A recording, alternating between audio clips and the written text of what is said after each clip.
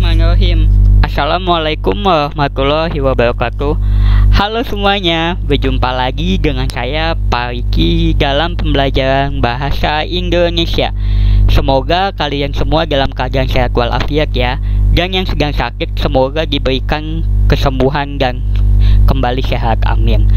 Nah, pada kesempatan kali ini kita akan mempelajari tentang teks narasi atau cerita fantasi.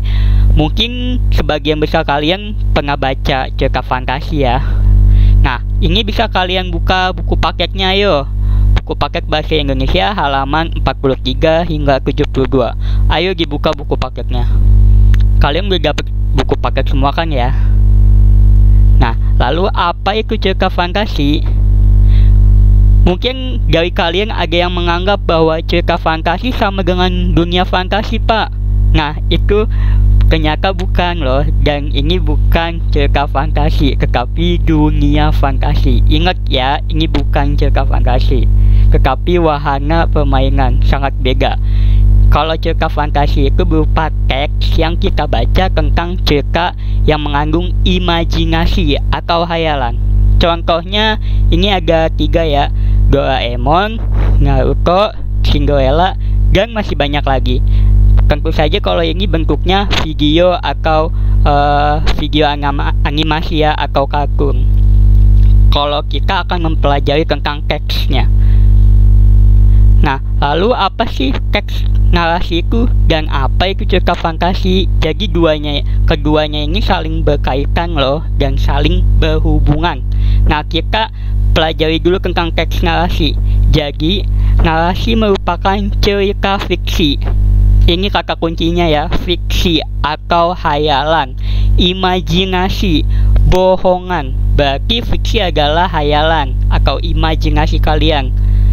Nah, berisi rangkaian peristiwa. Jadi peristiwanya itu dari awal hingga akhir cerita. Nah, itu namanya alur. Lalu berkembang dari tahap pengenalan, timbulnya pertentangan dan penyelesaian akhir cerita. Ini biasanya yang namanya cerita fantasi itu dari awal pengenalan bisa tokohnya siapa, tinggal di mana, dan sebagainya.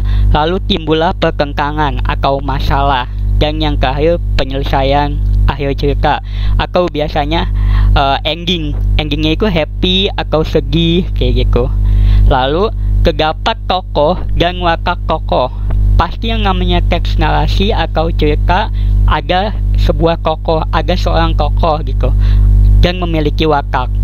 Nah, sebuah cerita juga didasari oleh tema atau ide sebagai dasar cerita. Jadi si cerita fantasi ini tentang apa? Misalkan temanya tentang sebuah keluarga, sebuah film, sebuah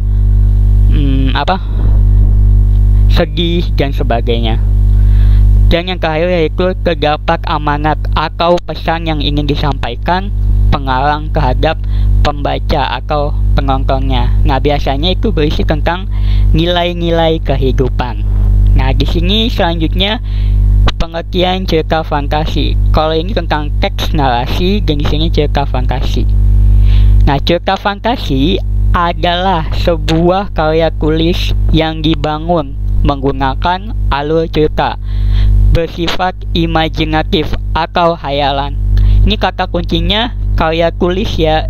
Yang namanya cerita fantasi itu bisa berupa tulisan atau video animasi, tetapi yang kita bahas di sini adalah teksnya, berarti karya tulis ya.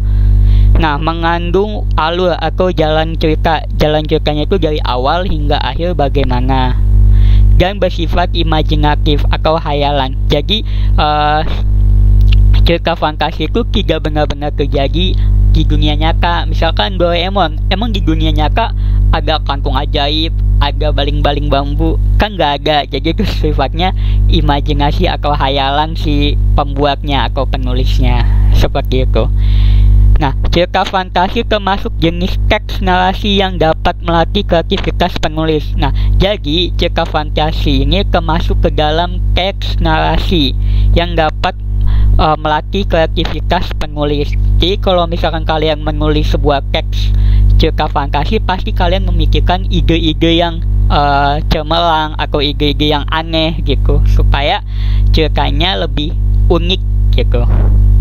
Pada cerita fantasi, hal yang bersifat aneh dan tidak mungkin terjadi itu dapat terjadi dalam cerita. Jadi segala sesuatu yang tidak mungkin terjadi di dunia nyata bisa kalian tuangkan ke dalam sebuah teks cerita fantasi seperti itu.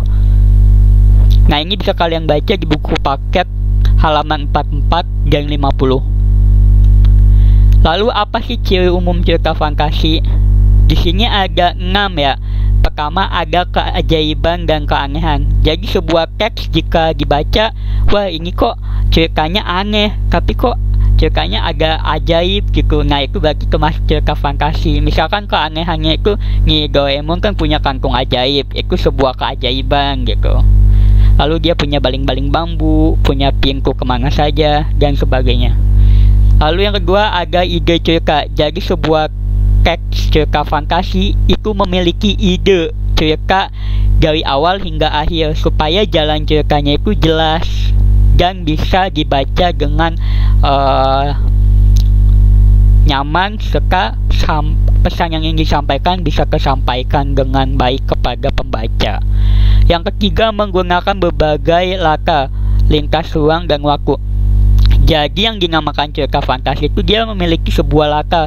Nah, latarnya itu bisa lintas ruang dan waktu. Maksudnya waktunya tidak hanya sekarang, bisa waktu masa depan, masa lalu, masa kini, seperti itu.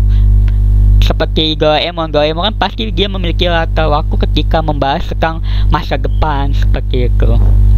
Lalu memiliki tokoh unik, memiliki kesaktian. Yang dinamakan cerita fantasi pasti itu terdapat tokoh-tokoh yang unik. Misalkan tokohnya itu bisa menghilang, bisa terbang, bisa segala macam yang di dunia nyata itu nggak mungkin terjadi, itu bisa terjadi di dalam teks fantasi. Nah, bersifat fiksi atau hayalan atau bohongan ya. 6. Bahasa. Karena kita membahas tentang teksnya, maka di dalam cerita fantasi menggunakan bahasa yang komunikatif atau bahasa dalam kehidupan sehari-hari sehingga enak dibaca gitu, bukan bahasa formal. Jadi bahasa komunikatif atau percakapan gitu, karena banyak mengandung percakapan seperti itu. Nah, ini bisa kalian baca di buku paket halaman 50. Nah, lalu cerita fantasi memiliki jenis-jenisnya apa saja loh. Di sini ada 2. Yang pertama, berdasarkan kesesuaian dengan kehidupan nyata. Nah, ini dibagi 2, cerita fantasi total dan cerita fantasi irisan. Nah, yang dimaksud dengan cerita fantasi total ialah berisi full atau hayalan penulis. Jadi isi cerita tersebut full, nggak ada dikaitkan dengan dunia nyata. Semua yang terdapat pada cerita tidak terjadi dalam dunia nyata. Sebaliknya, kalau cerita fantasi irisan berarti sebagian masih menggunakan atau mengandung unsur-unsur di dalam dunia nyata. Misalkan nama jalan, misalkan nama kota, nama wilayah, nama tempat, dan sebagainya. Kalau contohnya itu Doraemon, dia termasuk ke dalam cerita fantasi irisan karena sebagian besar cerita Doraemon itu ada di dunia nyata di Jepang. Misalkan rumah Doraemon kan alamatnya di mana. Nah, itu ada kayak misalkan danau di Doraemon itu aslinya juga ada di Jepang, seperti itu. Nah, selanjutnya berdasarkan latar cerita. Nah, berdasarkan latar cerita juga dibagi 2. Yang pertama, cerita fantasi sezaman, yaitu hanya menggunakan satu zaman. Misalkan ceritanya tentang masa kini, berarti masa kini doang. Dia nggak akan membahas masa lampau dan masa depan. Kalau dia membahas masa kini, masa depan, dan masa lampau, berarti dia termasuk ke dalam cerita fantasi lintas waktu, seperti itu. Kalau contohnya teks atau animasi kartun Doraemon, dia termasuk ke dalam cerita fantasi lintas waktu ya. Sekarang kadang dia membahas masa kini, masa depan, lalu balik lagi ke masa lampau, itu bisa. Nah, ini bisa kalian baca di halaman 53 dan 54. Lalu apa saja sih unsur intrinsik cerita fantasi. Di sini ada 7 unsur intrinsik yang bisa kalian baca. Unsur intrinsik adalah unsur pembangun yang terkandung di dalam cerita. Jadi sebuah teks itu di dalamnya ada pembangunnya atau yang terkandung di dalamnya. Misalkan temanya misalkan tentang persahabatan seperti itu. Nah, latar di dalam teksnya pasti ada latar siang, latar waktu, latar tempat, latar suasana. Misalkan siang, malam, pagi dan sebagainya. Tokoh, ini sudah pasti ada tokohnya ya. Minimal itu 2 tokoh supaya ceritanya menarik. Kalau misalkan 1 tokoh bisa aja, cuman kan nggak ada komunikasi, jadinya tidak menarik dibaca gitu. Lalu ada penokohan dan watak. Ini kaitannya dengan tokoh. Seorang tokoh pasti ada wataknya seperti itu. Alur. Nah, alur cerita itu misalnya dari awalnya mau bagaimana, lalu di pertengahan gimana, lalu ada masalah apa, dan terakhir penyelesaiannya bagaimana, atau endingnya bisa happy ending, endingnya menggantung gitu dan sebagainya.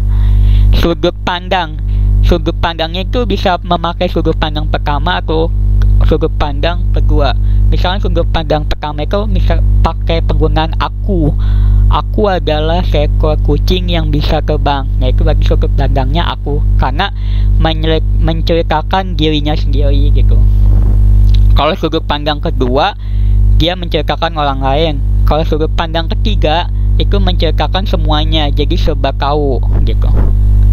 Yang ketujuh, amanat atau pesan yang disampaikan. Sebuah teks cerita fantasi terdapat unsur intrinsik amanat atau pesan yang disampaikan. Biasanya tentang nilai-nilai kehidupan seperti jangan mencuri, lalu rajin belajar, menolong orang tua, dan sebagainya.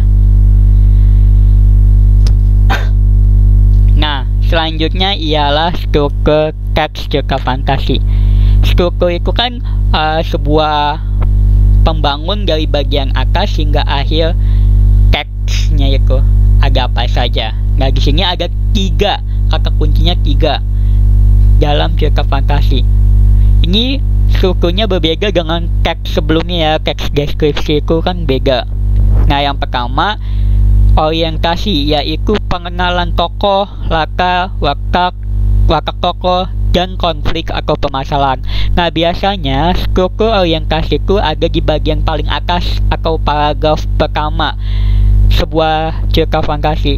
Biasa di sebuah cerita fantasi disebutkan tuh pada suatu hari di sebuah desa. Nah, itu kan ada pengenalan tokoh, latarnya, latar tempat, latar suasana. Nah, itu bisa ada di bagian awal paragraf, bagian atas.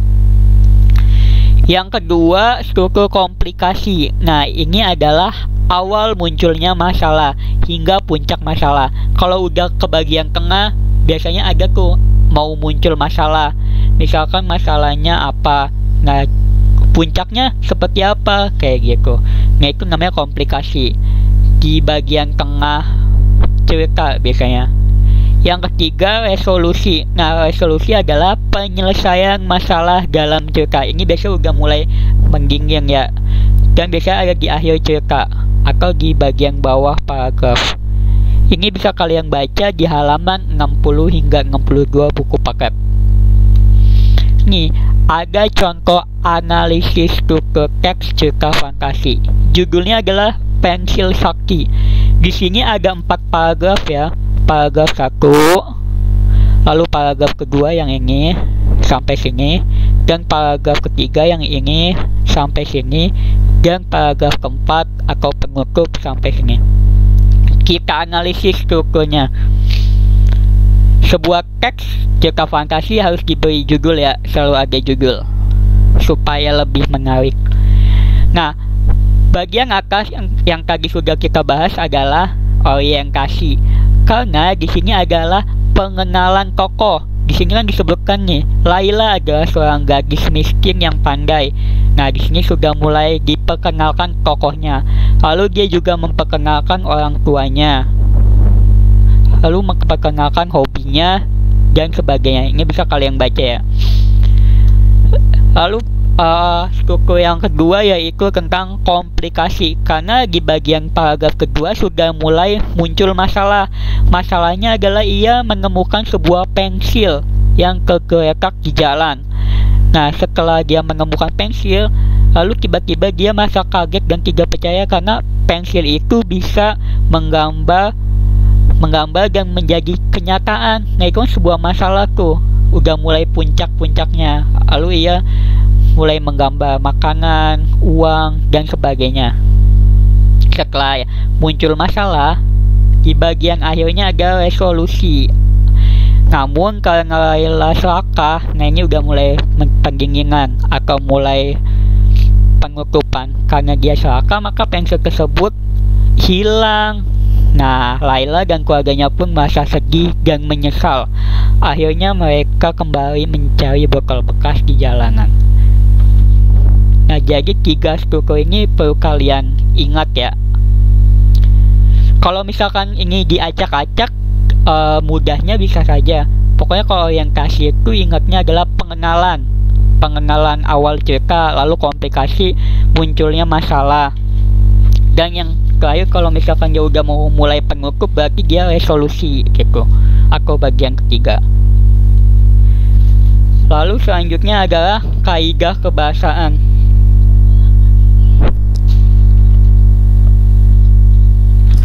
Kaidah kebahasaan di sini ada 3 ya. Ada 5. Yang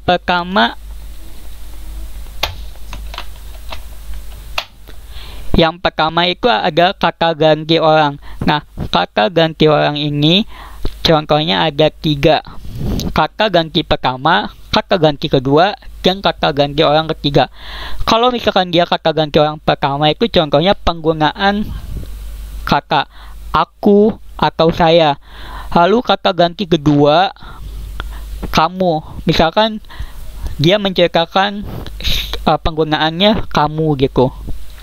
Dan kata ganti orang ketiga adalah dia, mereka, kita, kalian, dan menyebutkan nama tokoh gitu. Kaidah kebahasaan kedua yaitu latar. Di dalam teks cerita fantasi itu pasti menggunakan kebahasaan yang berkaitan dengan latar. Latar itu ada 3, latar tempat, waktu, dan suasana. Nah, latar tempat ini berkaitan tentang misalkan maksudnya tempat terjadinya sebuah cerita tersebut.